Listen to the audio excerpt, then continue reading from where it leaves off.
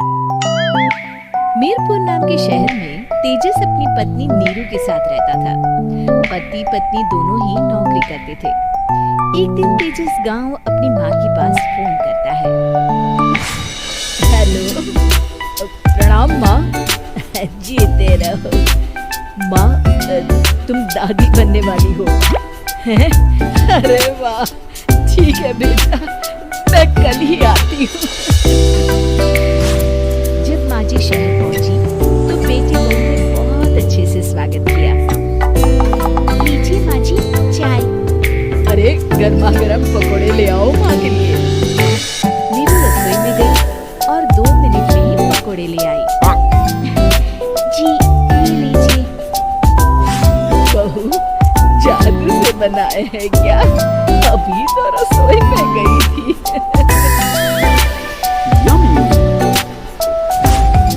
माँ जी शीला रसोई में पकोड़े तल रही है, मैं बस लेकर आई। हे भगवान, मेरा धर्म भ्रष्ट कर दिया तूने। अब तो गंगा जल से शुद्धिकरण करना होगा। दूसरे दिन माँ जी मैंने नाश्ता बना दिया है, ऑफिस जा रही हूँ। पर अभी तो घर का सारा काम पड़ा है। शीला आती ही होगी, झाड़ू पोछा बर्तन कपड़े वो सब कर लेगी। हमारे जमाने में घर का सारा काम हम ही करते थे। जी माँ जी आप बहुत होशियार हैं, मैं घर ऑफिस दोनों नहीं संभाल पाती। तो जरूरत क्या है घर से बाहर जाकर चाकरी करने की? वैसे भी घर का काम खुद करने से घर में बरकत आती है, समझी? पर माँ जी पर वर कुछ नहीं, इस महीने की पगार मिले फिर ऑफिस बंद है। हाँ।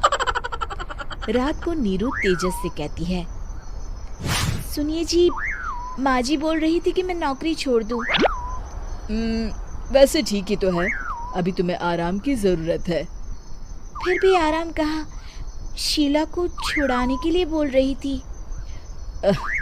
तो अब 24 घंटे में इतना काम तो कर ही सकती हो। पर जॉब पसंद है मुझे, घर पर मन नहीं लगेगा। अगले दिन जब दोनों ऑफिस के लिए निकल रहे थे मेरी तो कोई कीमत ही नहीं है इस घर में। माँ जी आजकल महंगाई बहुत है, रहन सहन भी बदल गया है, दोनों नौकरी करते हैं तभी ठीक रहता है। अच्छा, तू कहना क्या चाहती है?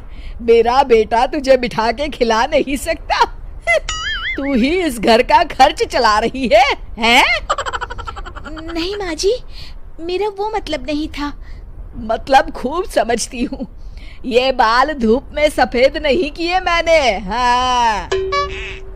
अब तो ये रोज का काम हो गया था। तेजस भी रोज की झिकझिक से परेशान हो गया था। एक दिन उसने कहा, नीरू, वैसे भी तुम्हें मैटरनिटी लीव मिलने वाली है, तो अभी से ही छुट्टी ले लो। पर क्या, मेरी सैलरी अच्छी खासी है। आखिर नीरू ने रिजाइन कर दिया। जब बच्चा हुआ तो घर में सब बहुत खुश हुए। कुछ दिनों बाद तेजस फाइल देख रहा था। क्या हुआ तेजस, कुछ परेशान लग रहे हो? हाँ, वो हमारी जितनी सेविंग्स थी वो तो हॉस्पिटल में और छठी के फंक्शन में खत्म हो गई है नीरू। और अभी वैसे मंदी चल रही है तो मैं बोल रही थी कल मुन्ना को हेपेटाइटिस का टीका लगवाना है। नीरू, क्या पोस्टपोन नहीं कर सकते? नहीं जी, बिल्कुल नहीं। अब तेजस को समझ में आ रहा था कि उससे गलती हुई है। पैसों की कमी का असर घर के माहौल पर भी पड़ रहा था।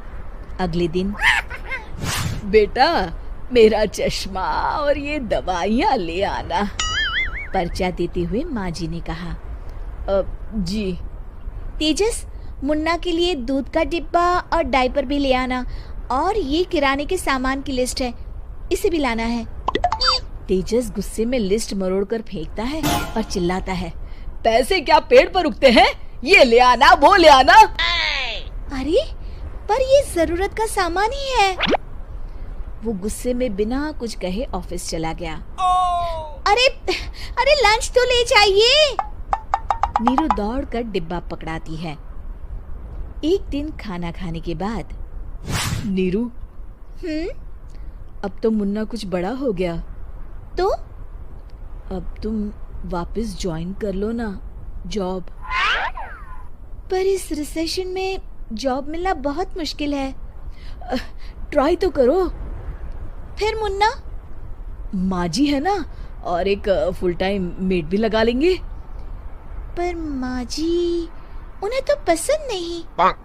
तभी माँ जी वहाँ आ जाती है और प्यार से नीरू के सर पर हाथ फेरते हुए बोलती है, अब मेरी समझ में आ गया बहू, पहले के और अब के समय में अंतर है।